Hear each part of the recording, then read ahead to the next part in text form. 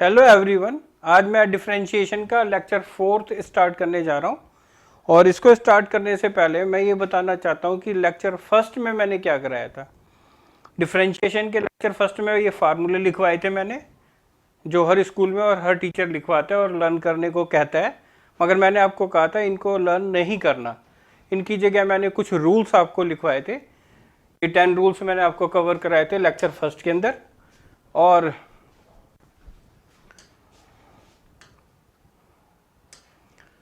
ये 10 रूल्स मैंने आपको कराए थे डेरिवेटिव से रिलेटेड। और सेकंड लेक्चर में मैंने इन 10 रूल्स का इम्प्लीमेंट बताया था, यानी कि इनका यूज़ कैसे करते हैं क्वेश्चंस में, वो बताया था सेकंड लेक्चर में।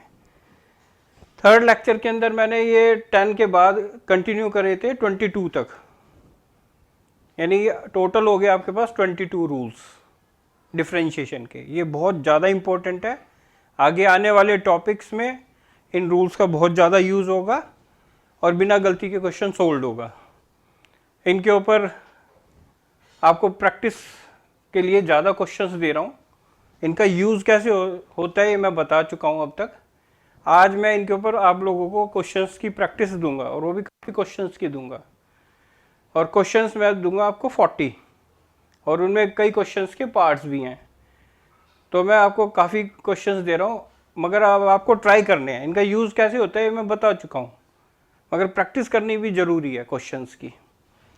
तो मैं आपको 40 क्वेश्चंस जो दे रहा हूँ, जिनके पार्ट्स भी हैं, तो आपको करने हैं सारे। मगर आपको आज की डेट में फर्स्ट 20 क्वेश्चंस कवर करने हैं। आज आप फर्स्ट 20 क्वेश्चंस ट्राई करेंगे, तो कल मैं उन फर्स्ट 20 क्वेश्चंस के सॉल्यूशन आपको लेक्चर 5th के अंदर दूंगा। सब टैली करना अपने आंसर्स को, और फिर आंसर्स टैली करने के बाद 21 से लेके 40 तक, यानी 21 से लेके 40 तक क्वेश्चंस आपको उसके बाद करने हैं, और उसके सॉल्यूशन मैं फिर लेक्चर 6th में दूंगा आपको। तो आज लेक्चर 4th को के अंदर मैं क्वेश्चंस दे रहा हूँ आपको। उससे पहले छोटी छोटी 1-2 बातें और बताना चाहता हूँ, ध्यान से सुनना जो काम की हैं। ये log e की वैल्यू 1 याद रखनी है, ये मैं बता चुका। कहीं भी log e आता है 1 लिखना है, और log 1 कहीं भी आएगा मैथ्स में तो उसको 0 पुट करना है। और कुछ भी आ जाए log 3, log 7, log 9, वो एज इट इज रहेंगे। सिर्फ ये 2 वैल्यू log से रिलेटेड याद रखनी है। ये चीज देखो, इसका डेरिवेटिव हम किस रूल से लेंगे? भाई इनटू है तो प्रोडक्ट रूल अप्लाई करना आता है सबको। ऐसे ही ये क्वेश्चन, इसमें भी फंक्शन इनटू में है भाई, ई एक्स फिर e3x और e sin x, कुछ नहीं है बीच में तो इनटू मानेंगे। तो इसमें भी प्रोडक्ट रूल देखो ऐसे, इसमें 2 वाला प्रोडक्ट रूल लगा, इसमें 3 वाला लग जाएगा कि भाई पहले तीसरे का डेरिवेटिव लिया, फिर दूसरे का लिया, और लास्ट में फर्स्ट का लिया। नई बात क्या है आपके सामने कि जब भी हम किसी क्वेश्चन को सोल्व कर रहे हो डेरिवेटिव लेने के लिए, अगर हम क्वेश्चन को, जो हमारे पास गिवन क्वेश्चन है, उसको हम सिंपलेस्ट फॉर्म में कन्वर्ट कर सकते हैं तो कर लेंगे। जैसे ये भी ई वाला फंक्शन है, ये भी ई और ये भी ई, और इनटू में जब फंक्शन सेम होता है और इनटू में है तो पावर्स ऐड हो जाती हैं। तो देखो हम इस चीज़ को ऐसे लिख सकते हैं, इस वाली चीज़ को, बजाय ऐसे डेरिवेटिव लेने के। ये गलत नहीं है, डेरिवेटिव हम ले सकते हैं अगर लेना चाहें तो, मगर टाइम वेस्ट होगा ऐसे। अगर हम चाहते हैं कि टाइम हमारा सेव हो जाए तो जो चीज़ इकट्ठी हो सकती है पहले उसको इकट्ठा करो। इसको हम ऐसे लिख सकते हैं क्योंकि इनटू में पावर्स ऐड हो जाती हैं, और इसको भी हम ऐसे लिख सकते हैं 3x + x मिलके 4x हो गया। अब मैं आपसे ही पूछता हूँ कि इसका डेरिवेटिव आपने ऐसे लिया और इसका डेरिवेटिव लेंगे ई रूल से, क्योंकि अब ये एक ही है, ये सारी पावर है, एक फंक्शन है, तो ई वाला रूल लग जाएगा। सेम लिखो, log लिखो, और जो इसकी पावर है उसका डेरिवेटिव। तो यानी कि ये क्वेश्चन जो आपके सामने था, ये वाला क्वेश्चन, इसका डेरिवेटिव ऐसे लेना ठीक रहेगा या ऐसे लेना ठीक रहेगा? भाई आप ऐसे भी ले सकते हो, वैसे नंबर पूरे मिलेंगे, और ऐसे भी ले सकते हो तब भी नंबर पूरे मिलेंगे, मगर टाइम ऐसे बच जाएगा। इसमें देखो इतना लंबा जाएगा, फिर इसका डेरिवेटिव लेना पड़ेगा, फिर इसका, इसमें सीधा यहीं बस इसका खत्म। तो जो भी क्वेश्चन सिंप्लीफाई अगर हम कर सकते हैं तो कर देंगे, दोनों सही है। वैसे टाइम बचाने के लिए हम इकट्ठा कर सकते हैं। ऐसे ही देखो नेक्स्ट, ये डिवीजन है, डिवीजन रूल यानी क्वोशिएंट रूल से। क्वोशिएंट रूल सबको अप्लाई करना आता है कि नीचे वाला सेम तो डेरिवेटिव ऊपर वाले का, फिर ऊपर वाला सेम तो डेरिवेटिव नीचे वाले का, और बीच में माइनस आता है और नीचे होल स्क्वायर आता है। ये सब डिवीजन रूल आता है सबको अप्लाई करना। अब मैं नेक्स्ट बोलता हूँ कि इस क्वेश्चन को, ये भी डिवीजन है, इसमें भी हम डिवीजन रूल अप्लाई कर सकते हैं कि नीचे वाले को फर्स्ट मानो। रूल क्या आता है, फर्स्ट सेम डेरिवेटिव ऊपर वाले का, फिर ऊपर वाला सेम डेरिवेटिव नीचे वाले का, और नीचे वाले का होल स्क्वायर। ये भी आता है सबको। मगर इस क्वेश्चन को हम ऐसे लिख सकते हैं, ये कैंसिल हो गया, ये बच गया, और इसका डेरिवेटिव सिंपल क्या हो जाएगा, 4x वाले रूल से 4x रेज टू पावर 3। तो इस क्वेश्चन का डेरिवेटिव जो ऐसे लेना ठीक है या ऐसे है, तो दोनों सही, मगर इसमें देखो टाइम वेस्ट होगा। अभी इसको भी सोल्व करना है, इसको भी सोल्व करना है, जबकि ये देखो कितना सिंपल हो गया। हमें टाइम का भी ध्यान रखना है अपनी तरफ से। जैसे जैसे हम प्रैक्टिस करेंगे फिर इन चीज़ों की आदत पड़ जाएगी। तो जो क्वेश्चन सोल्व करने से पहले सिंप्लीफाई अगर हम किसी क्वेश्चन को कर सकते हैं तो कर देंगे। जैसे ये सोल्व कट रहा है, कैंसिल हो गया, छोटा हो गया क्वेश्चन, सिंपल। तो ऐसे टाइम वेस्ट नहीं करेंगे। एक बात ये भी याद रखनी है कि नंबर इनटू फंक्शन आए, जब भी नंबर इनटू फंक्शन आए तो प्रोडक्ट रूल अप्लाई करने की जरूरत नहीं है। जैसे मैं आपसे कहता हूं डेरिवेटिव ऑफ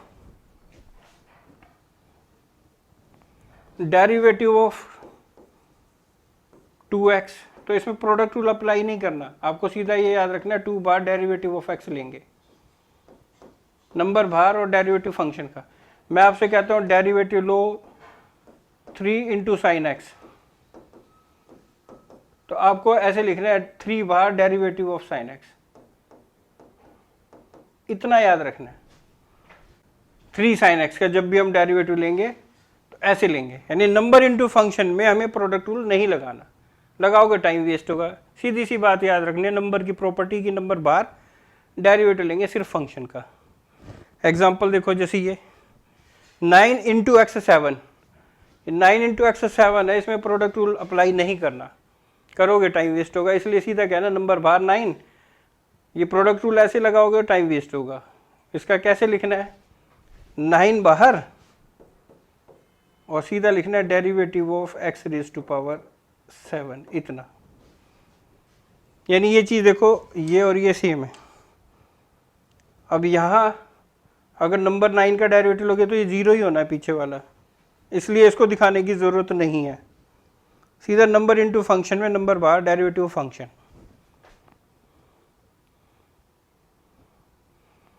ऐसी एक यहाँ पे देखो, इसको क्वोशिएंट रूल अप्लाई करने की ज़रूरत नहीं है। नंबर जब भी इनटू में आ जाए फंक्शन के, इनटू में, बच्चे कहते हैं सर इनटू में नहीं है, डिवाइड में है।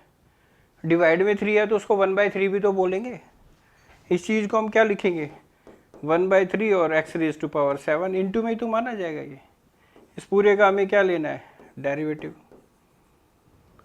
तो नंबर जो है इनटू में जब भी आए तो बाहर निकाल लेंगे, यानी इसको हम ऐसे लिखेंगे, ऐसे डिवीजन रूल नहीं लगाएंगे, इसको हम करेंगे नंबर इनटू फंक्शन, ऐसे 1/3 बाहर और डेरिवेटिव लेंगे x रेज टू पावर 7 का, ऐसे इसका इतना। अगर हम इसको ऐसे लिखेंगे क्वेश्चन रूल से तो टाइम वेस्ट होगा। तो ये ध्यान रखना, छोटी छोटी बातें। अब तक आज के लेक्चर में मैंने क्या क्या बताया है,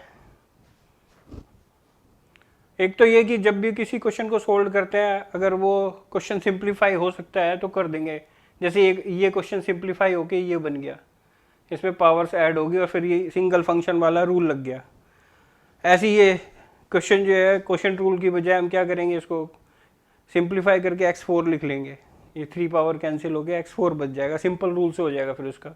तो क्वेश्चन रूल में हम टाइम वेस्ट नहीं करेंगे।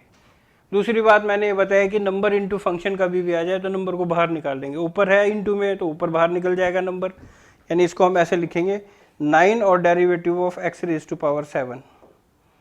नंबर ऊपर है तो ऊपर बाहर निकल जाएगा, नीचे है तो नीचे बाहर निकल जाएगा, ऐसे। इसमें क्वेश्चन रूल नहीं लगाना और इसमें प्रोडक्ट रूल नहीं लगाना, अगर हम लगाएंगे तो टाइम वेस्ट होगा। तो नंबर की प्रॉपर्टी है कि नंबर इनटू फंक्शन है तो नंबर को बाहर निकालो। आगे चलो नेक्स्ट।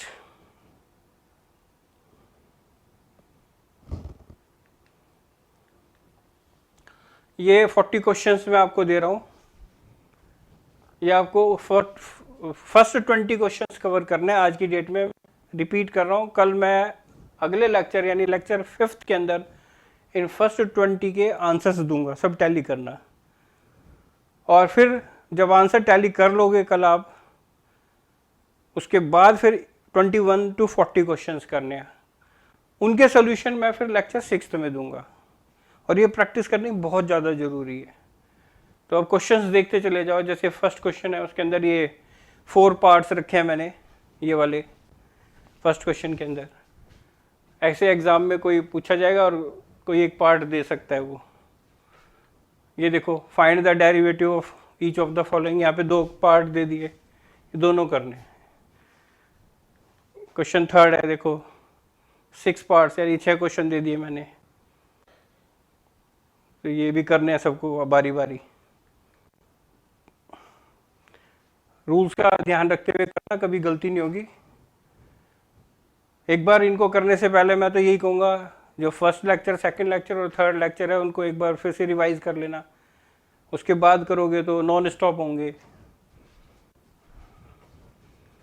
फोर्थ क्वेश्चन ये देखो, ऐसे ऐसे मैं 40 क्वेश्चंस दूंगा, जिससे इतनी प्रैक्टिस हो जाए कि गलती तो भूल ही जाओ आप, होगी। बल्कि ये इच्छा रहेगी पेपर में आपके जो क्वेश्चन पेपर प्रिंट हो रहा है, क्वेश्चन पेपर के अंदर जो क्वेश्चन प्रिंट हो रहा है वो आपको करा हुआ मिले क्वेश्चन। ये 5th क्वेश्चन देखो, 2 raised to power cos square.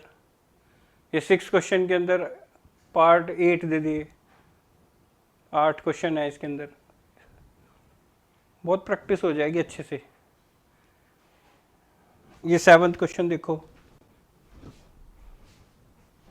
12 parts है इसके अंदर।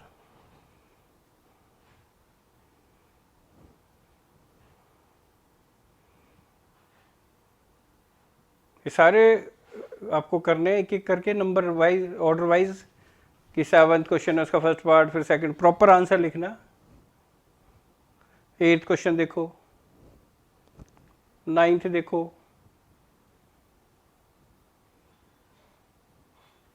ये 10th क्वेश्चन।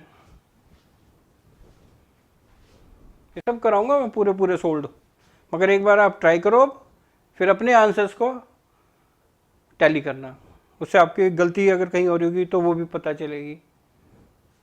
और जब इनके सोल्यूशन दूंगा तो छोटी छोटी बातें भी बताता रहूँगा जो यूज़फुल होंगी। ये 11th क्वेश्चन,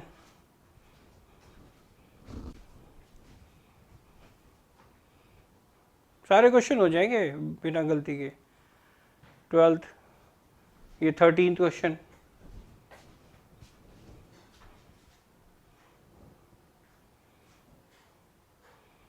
14th,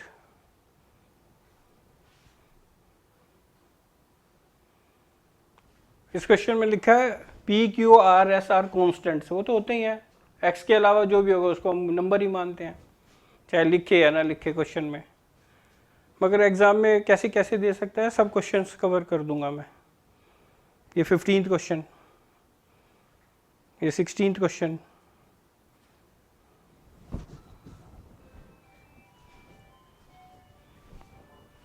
ये 17th क्वेश्चन,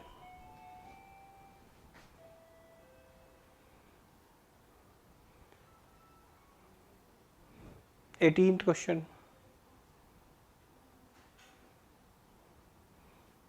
19th, ये 20। डे मैं 40 क्वेश्चन रहा हूँ आपको, मगर आपको पहले 20 करने हैं, जिससे मैं 5th लेक्चर में ये फर्स्ट 20 जो हो चुके हैं इनके आंसर्स टैली करवा दूंगा। जब आप इसके आंसर्स टैली कर लो उसके बाद फिर 21 to 40 करने हैं, मगर क्वेश्चंस मैं आज ही दे रहा हूँ।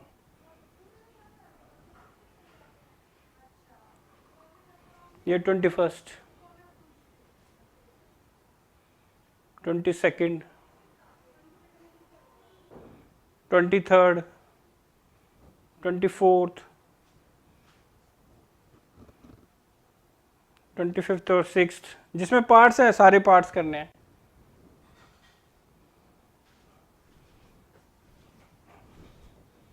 सब हो जाएंगे, घबराना नहीं, एक एक क्वेश्चन को करना है। मगर फिर कह रहा हूँ, ये लेक्चर 4th के ये क्वेश्चन ट्राई करने से पहले फर्स्ट लेक्चर, सेकंड लेक्चर और थर्ड लेक्चर एक बार फिर से रिवाइज कर लेना।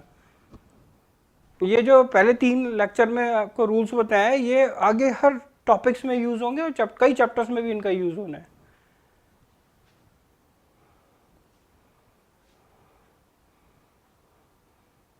ये देखो 27th, 28th कहता find the derivative, differentiate the given function या फाइंड द डेरिवेटिव, या ये क्वेश्चन लिख के आगे डी बाई डी एक्स लिख दे तब भी वही बात है। ये विद रिस्पेक्ट टू एक्स लिख रहा है तो लिखते ही हम डेरिवेटिव को D by D x.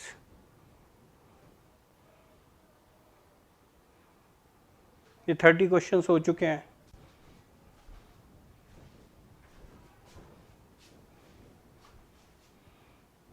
Thirty first,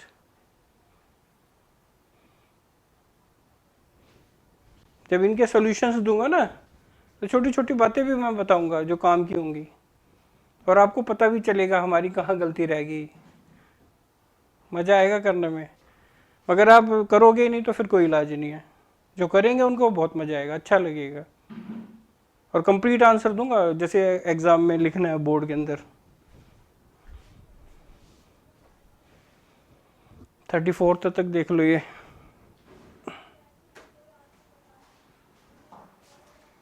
thirty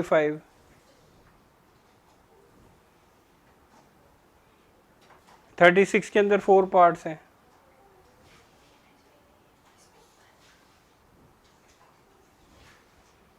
37th,